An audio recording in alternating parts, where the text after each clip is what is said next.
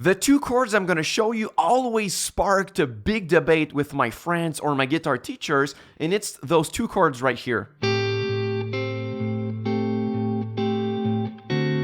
It's the Pink Floyd chords, right? To play a minor 7 chord, followed by a dominant 7 chord, a fourth higher. So if you are on the 6th string, you just jump one string and you play a dominant 7 shape right here. And the debate is not about what those chords are, but rather how to label them. So on one side, you have the team 2-5, and you have on the other side the team 1-4. So the first team tells that this is a 2 chord, and this is a 5 chord. We just happen to never resolve on the root chord in the key of G major in that case. And the second team says, no, this is the root chord.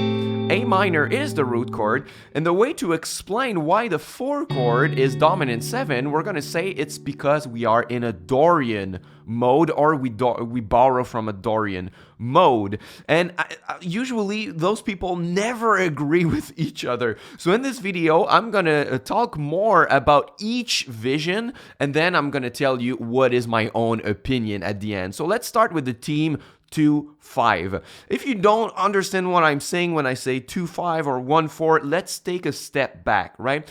In any key, we can categorize or label the chords by using Roman numerals to tell the function of the chords within that key, right?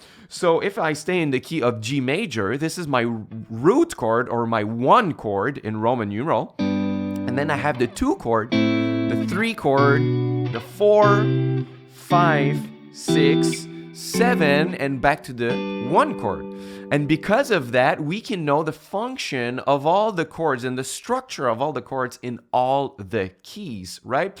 So if we want to harmonize it, this time with extended 7th chords, the root chord or the 1 chord is now a major 7 chord. The 2 and the 3 are minor 7. The 4 is major 7.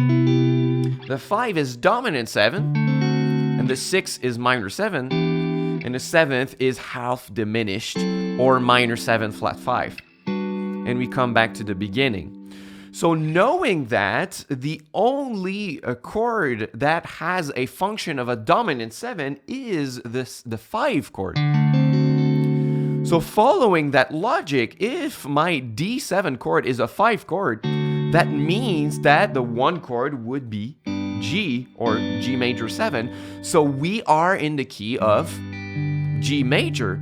So, and that would make sense because an A minor 7 is a minor 7 chord. So to say that this is a 2 and a 5 in the key of G makes sense. It's just that the G chord is implied and just never appears in the song. We just play 2, 5, 2, 5 indefinitely without resolving to the G right here. So this is the first way to see it. The second way to see it is to say the A minor chord is actually the root chord, right? And the way to explain that we have a D7, because it shouldn't normally be there, right? In a minor key this time, the 4 chord, is supposed to be a minor 7 chord, right? So that's the natural chord that appears as the 4 chord in a minor key. But now we have a dominant 7 chord which shouldn't fit here, and the way to explain it is to say we are not quite in the key of A minor, we are in A Dorian, in the A Dorian mode. So the Dorian mode is a minor scale where we raise the 6th note to a natural note. So we get 1, 2, minor 3rd, 4, 5, natural 6, minor 7, 1. And that note right here, that natural 6th, is exactly the note that we add that makes the difference between a minor 7 and a dominant 7. So that would come from a Dorian mode right here. Because if I harmonize the Dorian mode, if I start from the A and I want to build my triad with 4 notes, I get 1, minor 3rd, 5, minor 7, which creates a minor 7 chord as my 1 chord, or as my root chord. And then if I start from the 4th note, I get 4, natural 6, 1, minor 3, which creates a dominant 7 4 chord. So to say that we are in A Dorian also makes sense to say that this is the root chord or the 1 chord and then the 4 chord, right?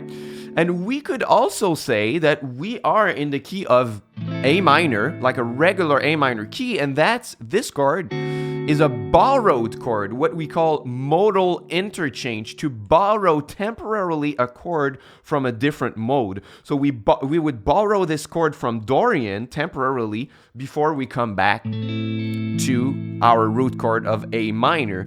But it's harder to say that in that case because we don't have any other chords to judge that we are in the real key of A minor. For example, if we had A minor 7 and then F major 7 and then D7, I would say that yes, this is modal interchange because by playing F major 7, I play on the flat 6 of my key. 1, 2, 3, 4, 5, flat 6, which is not in Dorian. The Dorian has a natural 6, right?